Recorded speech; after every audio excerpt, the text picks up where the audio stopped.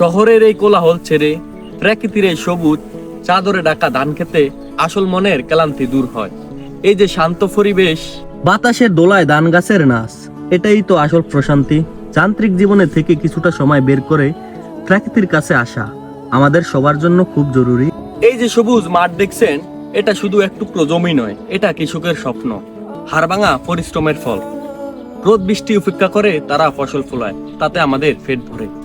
আসুন এই সবুজে ফসলের সাথে সাথে আমরা যেন সেই গাম জড়ানো মানুষগুলোকে শ্রদ্ধা করতে শিখি, অন্নদাতার প্রতি কৃতজ্ঞতা জানাই।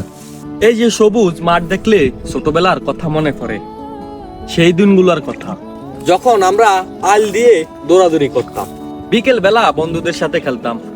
জীবন কত সহজ সরল ছিল। এখন অনেক বড় হয়ে গেছি, কিন্তু প্রকৃতির এই রূপ সেই হারিয়ে যাওয়া শৈশবের কথাগুলা বারবার মনে করিয়ে দেয়।